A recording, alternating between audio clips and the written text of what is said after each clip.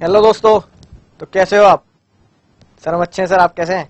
मैं भी बहुत बढ़िया हूं और उम्मीद करता हूं पिछला लेक्चर जो इस टॉपिक का, इस एक्ट का सबसे खास लेक्चर था, बहुत इंपॉर्टेंट था, आपको बहुत डिटेल में समझाया है, आपको बात बहुत अच्छे समझ में आ चुकी होगी और उम्मीद है आपने उसके नोट्स भी शॉर्ट में बना लिए होंगे कि भाई ये क्या कहता है। अब मुझे ये बताओ, पिछले लेक्चर में हमने क्या पढ़ लिया था? शॉर्ट में हमने क्या याद किया था? एक छोटा सा सीक्रेट कोड मैंने आपको याद कराया था, तेरा दिल क्यों मुझसे वफा चाहे, है कि नहीं? बात यही कराया था ना, राइट? बात सीक्वेंस में समझ में आ चुकी थी। 14, 15, 16, 17 ये सेक्शन हम पढ़ चुके थे, सेक्शन भी हमें याद हो चुके हैं।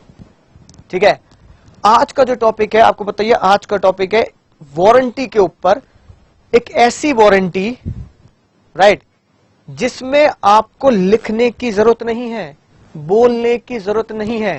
कानून खुद ही ये पहले से बोल देता है कि बिना लिखे बिना बोले अगर ऐसा हुआ है तो कॉन्ट्रैक्ट कैंसिल। ना, कॉन्ट्रैक्ट कैंसिल नहीं, आप सिर्फ डैमेजेस क्लेम करेंगे। हम ये मानेंगे कि उस केस में वारंटी ब्रेक हुई और आप जानते हैं warranty is a stipulation, section 12, warranty is a stipulation जिसमें buyer can only claim the damages, यानी बायर सिर्फ डैमेजेस क्लेम करेगा और वो कॉन्ट्रैक्ट कैंसिल नहीं कर सकता। तो वारंटी में यही होता है। ठीक है, समझ में आ गई ना बात? सर वारंटी में क्या होता है? आप कॉन्ट्रैक्ट कैंसिल नहीं करते, सिर्फ क्या करते हो? आप सिर्फ डैमेज क्लेम करते हो, कॉन्ट्रैक्ट जिंदा रहता है। ठीक है जी, राइट। तो इसको डिटेल में पढ़ेंगे, ठीक है, दिमाग खुला रखेंगे, समझेंगे, राइट। अब देखो, सबसे पहली बात है ना, सबसे पहली बात और खास बात क्या है भाई? मैंने आपको अगर कोई बुक दी है, बेसिक्स एग्जांपल, मैंने आपको अगर कोई बुक दे दी, राइट, और बुक देने के बाद आपने मुझे उस बुक की पेमेंट भी दे दी, ठीक है। पेमेंट देने के बाद मैं थोड़ी देर बाद आपके पास आया, मैंने वो बुक उठाई, ठीक है ना, और आपसे बोला कि यार वो गलती से ना, ये जो थी ना, ये जो किताब थी, ये गलती से मैंने आपको दे दी, एक्चुअली में किसी और को देनी थी, राइट। तो वो पहले से बुक थी, आई एम सॉरी यार, आपकी जो किताब है ना, मैं बस अभी 1-2 घंटे में लेके आ रहा हूँ, टेंशन मतलब वो गलती से हो गया है ना भाई, इंसान से गलती हो जाती है। आपने कहा ठीक है सर, अब मैंने कहा बस मैं लेके आ रहा हूँ, कोई टेंशन वाली बात नहीं है, अभी ले आऊँ कुछ देर में। आपको बताइए कुछ देर का मतलब क्या हो जाता है कि नहीं बात? कुछ देर तो फिर बहुत देर भी हो जाती है।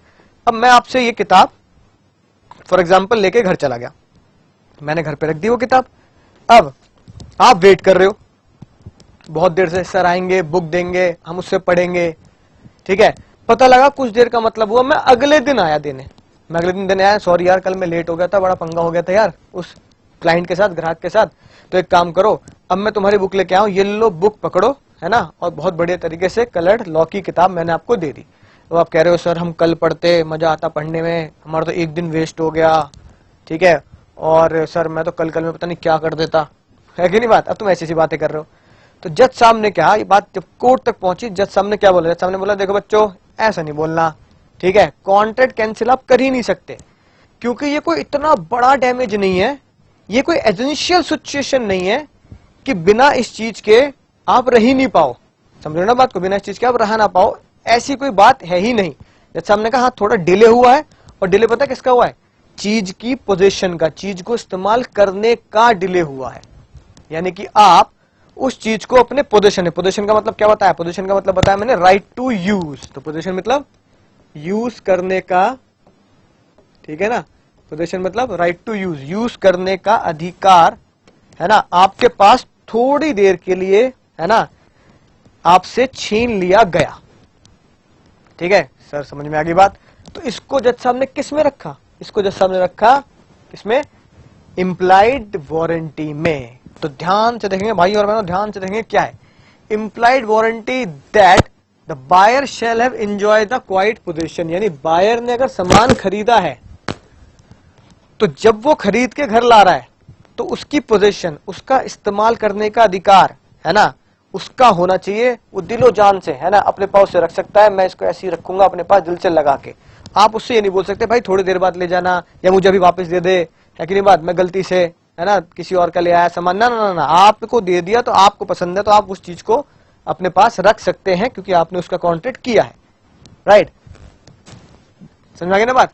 तो that is to say if the buyer have got possession of the goods is later on disturbed, अगर वो पोजेशन आपसे बाद में छीन ली गई, डिस्टर्बेंस क्रिएट कर दी गई, ही इज एंटाइटल्ड टू स्यू, स्यू किसके लिए, कॉन्ट्रैक्ट कैंसिल, ना मुन्ना ना, स्यू सेलर फॉर द ब्रीच। सबसे डेंजर बात, सिर्फ किसके लिए आप स्यू कर रहे हैं, ब्रीच के लिए स्यू कर रहे हैं क्योंकि आपसे पोजीशन छीन ली गई, ठीक है ना, breach of warranty. I hope बात आपको बहुत बढ़िया तरीके समझ में आ चुकी है, ठीक है ना। अभी साथ के साथ ही, है ना, क्या देख लेते हैं, साथ के साथ इसका एक केस देख लेते हैं, ध्यान से समझना, ध्यान से, ठीक है, क्योंकि इनमें इस केस में आपका मन हिचकोले खाएगा, ठीक है, बोलेगा सर ये क्या हो रहा है, ठीक है ना, पर फिर भी दिमाग खुला रख के इसको ध्यान से समझेंगे। देखो क्या लिखा है, warranty has to quiet position, ठीक है जी बात, हाँ सर समझ गए। क्या लिखा है, X sold second hand radio Y, और वाई ने उसके ऊपर रिपेयर के 100 रुपए भी लगा दिए, है ना, पुराने जमाने में तो रेडियो चलता था। रेडियो को सीज कर दिया गया पुलिस के द्वारा, ठीक है, क्योंकि वो पता लगा क्या था, चोरी का था। समझ में आई ना बात। रेडियो वो seize by the police as it was stolen one. अब हुआ क्या, कायदे में देखो, कायदे में अंतरात्मा तुमसे क्या कहती है, जो तुम्हारी अंतरात्मा कह रही है ना, वो भी मेरी भी वही कह रही है। कायदे में तो अंतरात्मा कहती है सर चोरी का माल था, ठीक है ना, चोरी का माल एक्स ने वाई को बेच दिया, राइट, फिर पुलिस भी उसको घर से ले गई, तो इसका मतलब देखा जाए तो एक्स ने जो गुड्स बेचा है एक्चुअली में वो चोरी का था, तो वो तो एक्स का ही नहीं था। यहां अगर वो, चाहे सुनना, बहुत ध्यान सुनना भी बात, यहां अगर वाई को बेचा गया है तो वाई चाहे तो इस केस को कैसे कैंसिल कर सकता है, condition as to title, section 14A के हिसाब से। समझ में ना बात, टाइटल के हिसाब से कैंसिल कर सकता, नहीं कर सकता सर, बिल्कुल कर सकता है, क्योंकि एक्स का टाइटल क्या है, डिफेक्टिव है। तो अब जो केस आया उसमें ये बात नहीं बताई, सुनना ध्यान से, उसमें ये बात नहीं बताई कि उसने कंडीशन एज टू टाइटल से कॉन्ट्रैक्ट कैंसिल किया, ठीक है ना, कंडीशन एज टू टाइटल से कॉन्ट्रैक्ट कैंसिल किया होगा, बिल्कुल किया होगा उसने, लेकिन ये बात समझाने के लिए जज साहब ने ये बोला कि उसने साथ में ये भी बोला, उसने साथ ये भी बोला कि टाइटल डिफेक्टिव है, वो तो बात अलग है, मुझे भैया डैमेजेस भी चाहिए, क्योंकि मैंने इस रेडियो को खरीदा, इस पे रिपेयर के पैसे लगाए, तो मेरे पास इसका पोजीशन होना चाहिए था, मैं इसको अपने पास संभाल के रखता, राइट टू यूज करता, रेडियो सुनता, आराम से गाने सुनता, है ना, पुराने जमाने के स्टाइल में कंधे पर रेडियो लगा के यो गाने सुनता, मैं तो ऐसे, है कि नहीं बात। तो जज साहब ने क्या बोला, जज साहब ने कंडीशन एज टू टाइटल के साथ साथ implied condition as to warranty में भी, क्वाइट पोजीशन में भी डिसीजन दिया। अब देखो डिसीजन कैसे पलटा, Y filed suit against X for recovery of the damages for breach of warranty. समझ रहे हो, वाई ने एक केस तो फाइल किया होगा, क्योंकि हमें डिटेल्ड, है ना, बहुत डिटेल्ड में हमें पता नहीं है, क्योंकि केस में सिर्फ यही बताया गया है, तो हम ये अज्यूम कर रहे हैं कि वाई ने केस तो फाइल किया होगा, किसके हिसाब से, कंडीशन एज टू टाइटल के हिसाब से, कि भैया टाइटल डिफेक्टिव है तो मैं कॉन्ट्रैक्ट कैंसिल करूंगा, बात खत्म।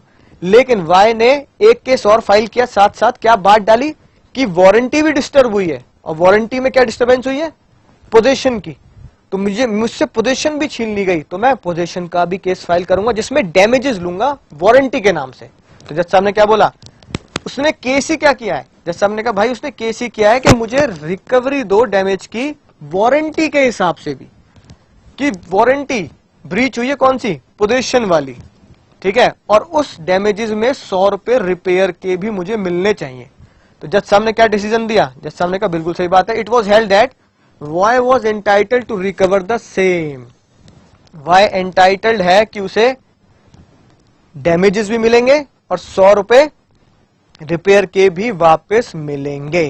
तो मतलब क्या है, मतलब ये है कि मुद्दे को सिर्फ ध्यान से समझना है, ये केस जो है, राइट, सिर्फ यही बताने की कोशिश करता है कि हो सकता है कोई चीज, सुनना ध्यान से, हो सकता है कोई चीज आपको इंप्लाइड कंडीशन लग रही हो, ठीक है, तो वो इंप्लाइड कंडीशन है अपनी जगह, वो इंप्लाइड कंडीशन मान लेंगे, लेकिन उस चीज को आप इंप्लाइड वारंटी भी कंसीडर करा सकते हो, ठीक है ना। तभी तो हमने पहले पढ़ा सेक्शन 13 में, कंडीशन को वारंटी बना सकते हैं। तो इस केस में वाई ने केस किया ब्रीच ऑफ वारंटी के नाम से कि भैया ब्रीच ऑफ वारंटी है, मेरा पोजीशन डिस्टर्ब हुआ है, तो मुझे डैमेजेस मिलने चाहिए। आई होप बात समझ में आ चुकी होगी, बहुत ढंग से आप ये बात समझ चुके हैं कि मन में लग रहा है कि वो कंडीशन एस टू टाइटल का ब्रीच है, लेकिन वो condition warranty as to quiet position के हिसाब से केस चल रहा है, ठीक है। आई होप बात समझ में आ चुकी है। अब देखते हैं सर आगे इस बारे में क्या कहानी लिखी है। देखो, warranty as to non existence, बिल्कुल सिंपल सी बात है, सिंपल सी बात। एनकम्ब्रेंसेस का मतलब होता है बहुत ही आसान सी भाषा में सामान को गिरवी रखना। क्या मतलब होता है? गिरवी, ठीक है ना। भैया लोन लिया और गहने, ठीक है, मदर इंडिया ने गहने गिरवी रख दिए लाला के पास, राइट, जमींदार के पास, ठीक है, यही होता है ना गिरवी रखना। अब देखो, अगर मैंने कोई चीज किसी और को गिरवी रख दी है तो भैया सिंपल सी बात है, फिर मैं उस चीज को किसी एक्स पर्सन को नहीं बेच सकता। जैसे कि अगर मैंने कोई अपना सामान जिसके मैंने पेपर गिरवी रखे हैं, ठीक है, जिसे हम बोल देते हैं हाइपोथिकेशन, ठीक है ना। हाइपोथिकेशन में क्या होता है, सामान मेरे पास होता है, मैं उसके पेपर गिरवी रख देता हूं। बात समझ में आ गई ना। सामान मेरे पास है, मैंने उसके पेपर क्या किए, बैंक को गिरवी रख दी कि भैया ज्वेलरी तो मेरी है, मैं बैंक के पेपर आपको, ज्वेलरी के पेपर आपको दे देता हूं, वो मैंने बैंक को गिरवी रख दिया। अब ज्वेलरी तो मेरे पास है, ज्वेलरी के पेपर किसके पास है? बैंक के पास है। तो मैंने क्या किया, लालच में आके बैंक को गिरवी रख के लोन ले लिया, पैसा आ गया, ठीक है।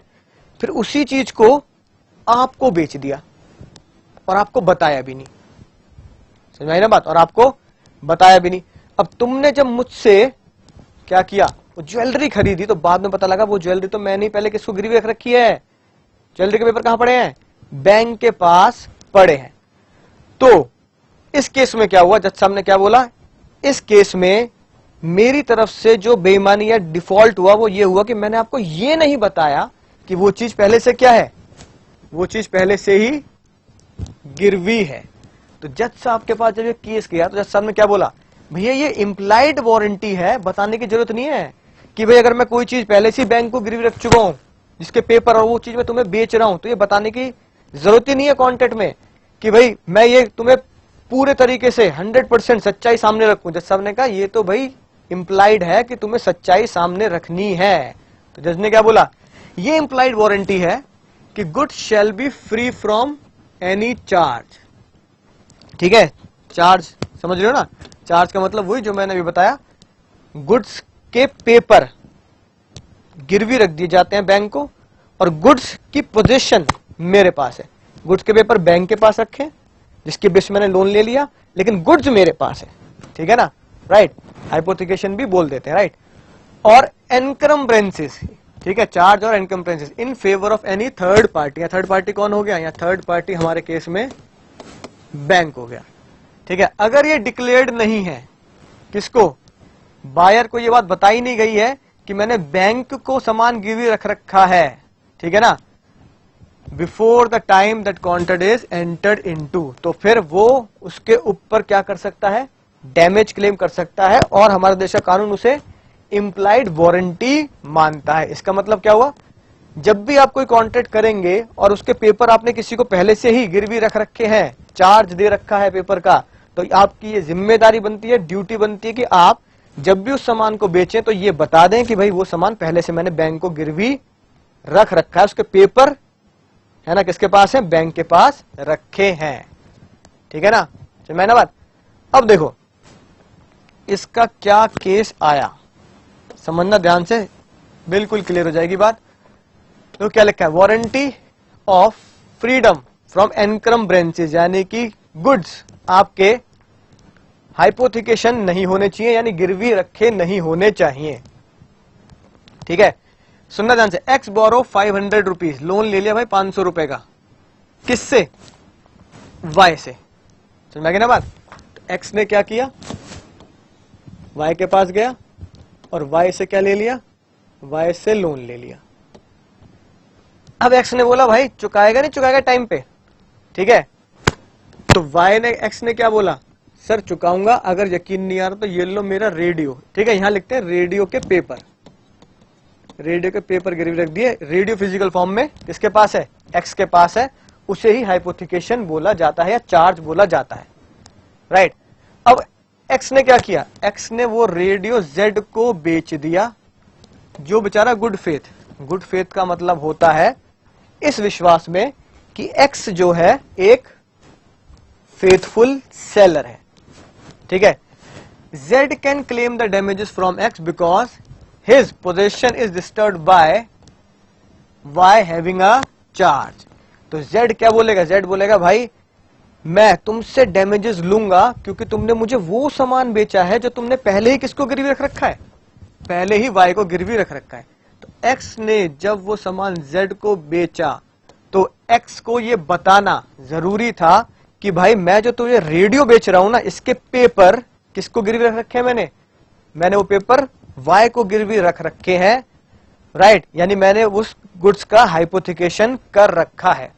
तो जेड जब खरीदेगा तो वो डैमेजेस क्लेम कर सकता है क्योंकि वो चीज पहले से ही गिरवी रखी है, और इंप्लाइड वारंटी यही बोलती है कोई भी गुड्स जब आप बेचें तो वो फ्री होनी चाहिए किसी भी चार्ज या हाइपोथिकेशन से। आई होप बात आपको समझ में आ चुकी होगी। इसे बोलते हैं वारंटी ऑफ फ्री फ्रॉम एनक्रम्बेंसेस, ठीक है, टंडन लंडन। हाँ सर बिल्कुल बात समझ में आ गई। और अच्छा अब ये बताओ, तुमने कभी ऑल आउट पी है? सर क्या बात कर रहे हो, ऑल आउट? हाँ, ऑल आउट पी है क्या तुमने कभी? सर कैसी बात कर रहे हो, वैसे भी रोज मच्छर काट रहे हैं, ठीक है, तो एक काम करते हैं, ऑल आउट लगा के भी कुछ फायदा नहीं हो रहा तो दो दो घूंट पी लेते, 2 बूंद जिंदगी की, ठीक है। अब मैं तुमसे ये बोलूं कि अगर नहीं पी तो भाई क्यों नहीं पी? समझ में ना बात, नहीं पी तो क्यों नहीं पी, समझ में बात। अब दूसरा एग्जांपल देखो, तुमने कभी मैकडी पे जाके मैक पफ खाया है?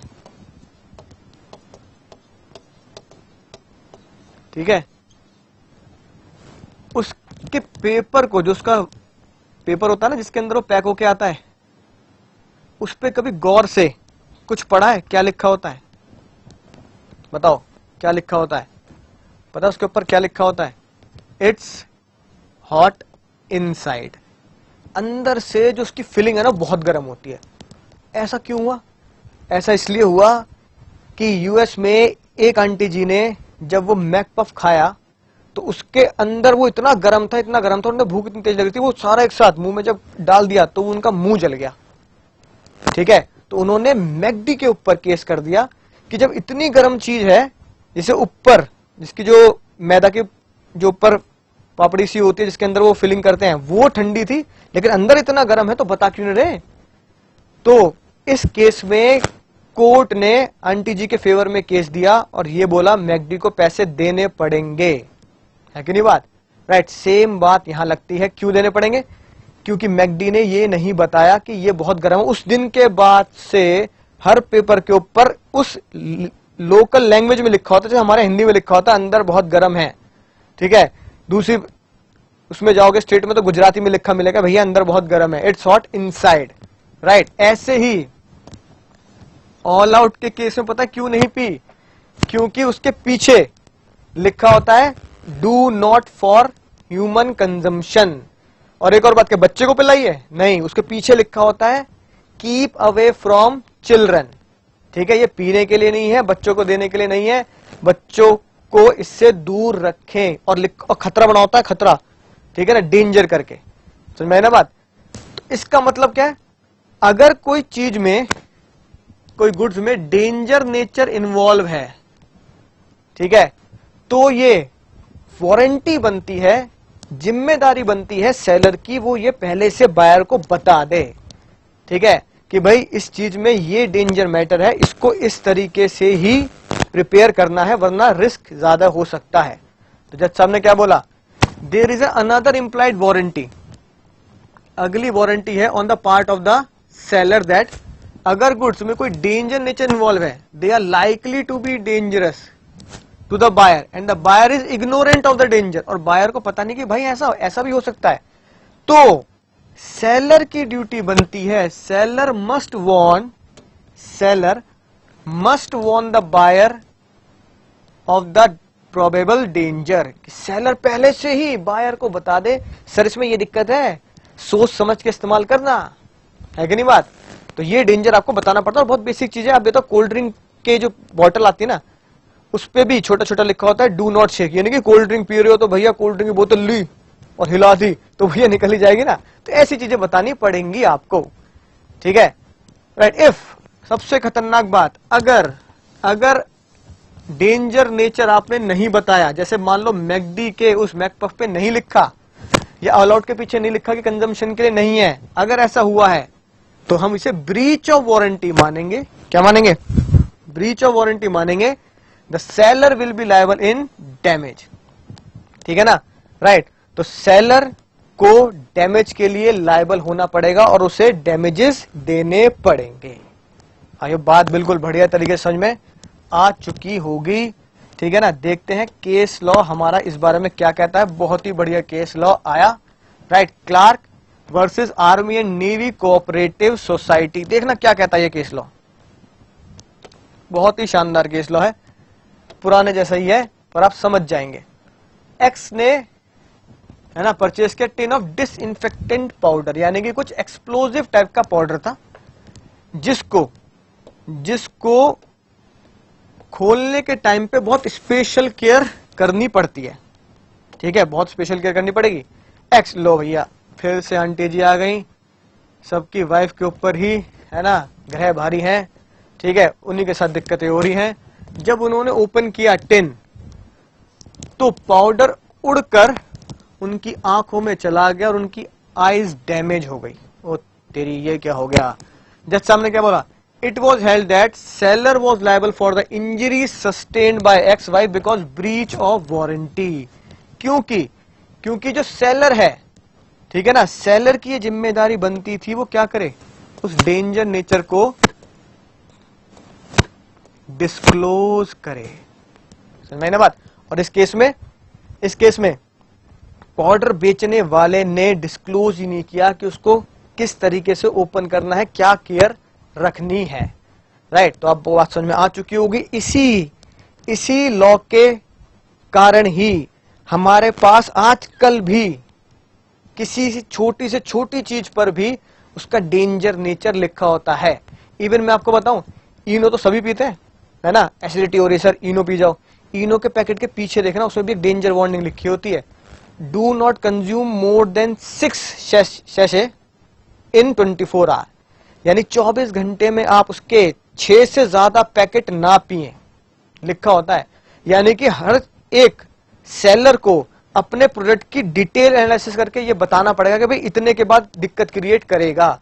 तो इनो वालों ने ये बताया भाई 6 तक तो बॉडी झेल लेगी पर 6 के बाद ये दिक्कत करता है, ठीक है ना। कुछ दवाइयों पे लिखा भी होता है। अब मान लो जैसे आजकल अगर आपको आयुर्वेदिक दवाई आती है तो आयुर्वेदिक दवाई पे लिखा होता है उसके बारे में क्लॉज कि भैया अगर एडल्ट है तो 1 चम्मच, अगर बच्चा है तो आधा चम्मच। तो ये क्या, ये सारी बातें जो हम पढ़ते हैं आजकल के जमाने में, जो देखते हैं प्रैक्टिकली, जो प्रोडक्ट के पीछे लिखा होता है, वो सारी बातें एक्चुअली में इन केसेस से और इन लॉ से निकल के आती है, क्योंकि सेल्स ऑफ गुड एक्ट में ये बातें लिखी हैं तो हमें फॉलो करनी पड़ेंगी। बिल्कुल प्रैक्टिकल एक्ट है। समझ में आई बात? सर समझ गए? Disclose the danger nature. अब इस टॉपिक की बिल्कुल आखिरी शानदार बात सुनना ध्यान से। सेक्शन 16 सब सेक्शन 3, सेक्शन 16 1 और 2 तो एक्चुअली में हमने कहां पढ़े थे, इंप्लाइड कंडीशन में पढ़े थे।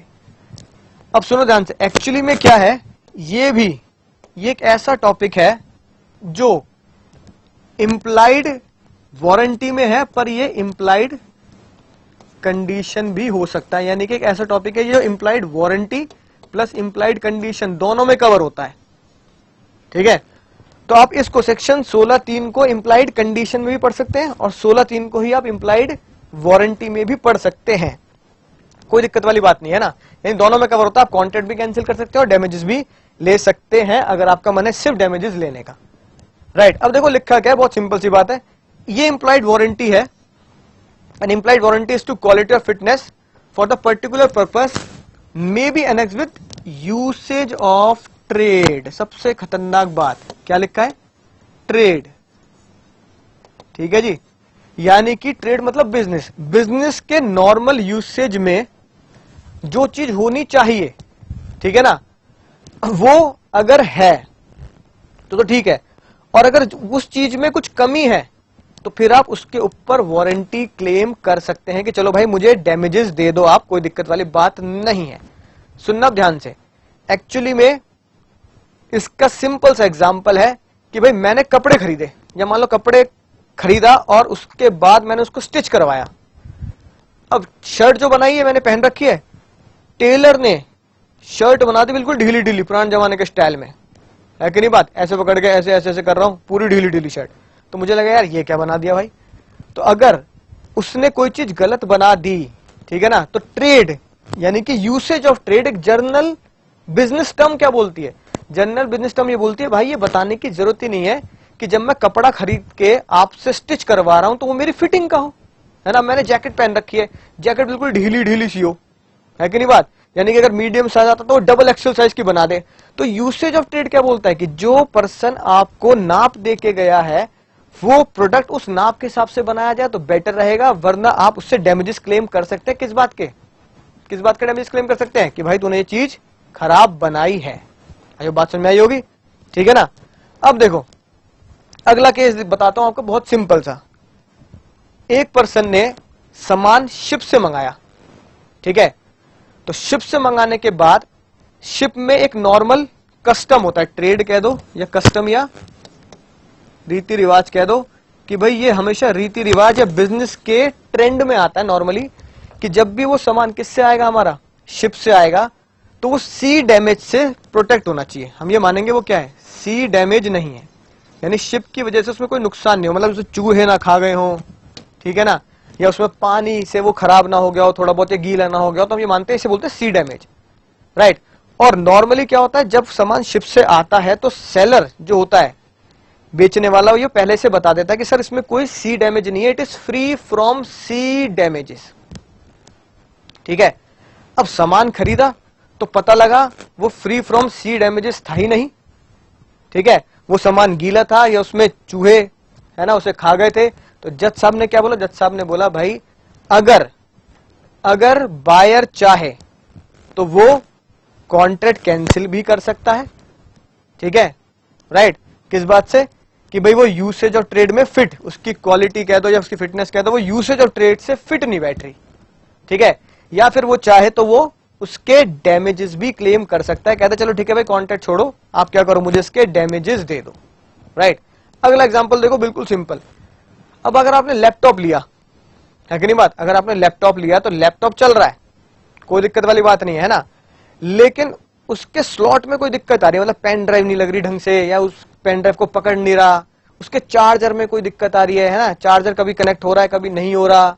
तो जज साहब ने बोला भाई, क्योंकि यूसेज ऑफ ट्रेड क्या कहता है, यूसेज ऑफ ट्रेड क्या बोलता है, यूसेज ऑफ ट्रेड बोलता है जर्नली बिजनेस के दौरान ये ऑटोमेटिकली माना जाता है कि किसी चीज के साथ कोई भी चीजें जुड़ी हैं तो वो भी परफेक्ट कंडीशन में होगी। तो मोबाइल का या लैपटॉप का चार्जर है या उसके स्लॉट्स हैं तो ऑटोमेटिकली क्या होंगे, है ना, ठीक ही होंगे। तो लैपटॉप चल रहा है पर उसके स्लॉट खराब है तो आप चाहो उसके डैमेजेस क्लेम कर सकते हो, क्योंकि ये जर्नल ट्रेड है, ये बिजनेस का एक जर्नल फिनोमिना है, एक जर्नल प्रोसेस है कि ये चीजें तो नॉर्मली होती हैं, इसमें बताने की जरूरत नहीं है।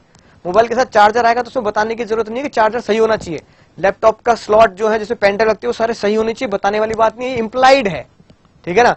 तो एक ऐसा पॉइंट है, सुनना ध्यान से, एक ऐसा पॉइंट है जिसे कुछ किताबों में कहा लिखा जाता है, इंप्लाइड कंडीशन में। और कुछ किताबों में कहां लिखा जाता है, इंप्लाइड वारंटी में। और कुछ बुक्स आप देखोगे, कुछ ऑथर्स की बुक्स आप देखोगे तो वो इंप्लाइड कंडीशन में भी लिखते हैं और इंप्लाइड वारंटी में भी लिखते हैं। यानी कि section 16(3) covered in implied condition as well as covered in implied warranty. ठीक है, पर अपन कहां कवर कर रहे हैं, अपन लोग इसे कवर करते हैं इंप्लाइड वारंटी में। समझ में आई ना बात, राइट। तो चलिए हम इसे इंप्लाइड वारंटी में मान के उसके हिसाब से इसको पढ़ेंगे। अब देखो एग्जाम्पल भी सेम है, कॉन्सेप्ट आपको समझ में आ चुका है। देखना क्या लिखा है एग्जाम्पल, ट्रेड और यूसेज। दिखा कुछ सर? बिल्कुल समझ में आ गई बात। Readymade garment business, there is a implied condition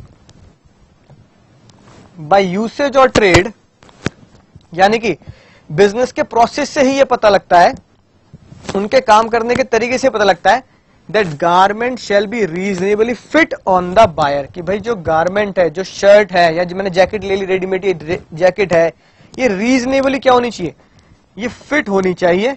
ठीक है ना, राइट। ये अनफिट नहीं आनी चाहिए, लूज इस तरीके से नहीं होनी चाहिए। एग्जाम्पल मैं आपको पहले ही दे चुका हूं। तो आई होप बात आपको बहुत अच्छे समझ में आ चुकी होगी कि हमने अभी क्या कवर किया है। हमने अभी इंप्लाइड वारंटी को कवर कर लिया है। ठीक है, और अगर बात करें सर याद कैसे करना है, तो सिंपल सी बात। ठीक है, आज के बाद क्या डायलॉग याद रखेंगे, डेट की वारंटी। भैया मैं किसकी वारंटी देता हूं तुम्हें आज के बाद, मैं तुम्हें डेट की वारंटी देता हूं। राइट, किसकी वारंटी, डेट की। अभी बात ध्यान रखना, मैं बोल बार बार डेट रहा हूं, लेकिन ये डेप्ट है, यानी कि मैं यहां पर, है ना, यहां पर एक गेम खेल गया, बी की जगह क्या लगा दिया मैंने, पी लगा दिया। तो आज के बाद क्या याद रखेंगे, डेट की वारंटी, डेप्ट की वारंटी, डेप्ट की वारंटी। अब देखो बात आपको समझ में आ चुकी है। डी से disclose the danger nature, D से क्या होगा, डिस्क्लोज द डेंजर नेचर। ई से फ्री फ्रॉम एनकम्ब्रेंसेस, याद आ गया, फ्री फ्रॉम एनकम्ब्रेंसेस। पी से क्वाइट पोजीशन, डिस्टर्ब नहीं होनी चाहिए आपकी क्वाइट पोजीशन। ठीक है, और टी से जो हमने पढ़ा यूसेज ट्रेड, यानी कि ट्रेड यूसेज के हिसाब से। ठीक है ना, जो ट्रेड में हमारी बिजनेस के प्रोसेस में जो नॉर्मली माना जाता है। और डेट की वारंटी, वारंटी क्या है, वारंटी का तो सर कोड ही है। आई होप बात समझ में आ चुकी होगी। सीक्रेट कोड को ध्यान से नोट कर लेंगे, यानी कि आपने दोनों सीक्रेट कोड के थ्रू, है ना, याद कर चुके हो इंप्लाइड कंडीशन इंपॉर्टेंट, और आज इंप्लाइड वारंटी। तो क्या याद रखेंगे, डेट की वारंटी। ठीक है जी सर, बात समझ में आ चुकी है, बहुत ही बढ़िया, शानदार जानदार तरीके से। 14B, 14A क्या था, 14A था कंडीशन एज टू टाइटल, तो कंडीशन में चले गए। 14B क्वाइट पोजीशन, 14C एनकम्ब्रेंसेस, और आखिर में इसका कोई सेक्शन नहीं है, सेक्शन 16(3) ट्रेड और यूसेज, जो कंडीशन और वारंटी दोनों में कवर होता है, पर हम उसे किस में कवर कर रहे हैं, वारंटी में कवर कर रहे हैं। तो उम्मीद है बात आपको बहुत अच्छे समझ में आ चुकी होगी। मैं मिलता हूं अगले लेक्चर में एक नई शानदार जानदार वीडियो के साथ, नई उम्मीद के साथ, नई कहानी के साथ। तब तक आपको बताइए करना क्या है, पढ़ते रहिए, सीखते रहिए, आगे बढ़ते रहिए, ताकि हम ला सके पूरे में से पूरे नंबर। तो चलता हूं, दुआओं में याद रखना।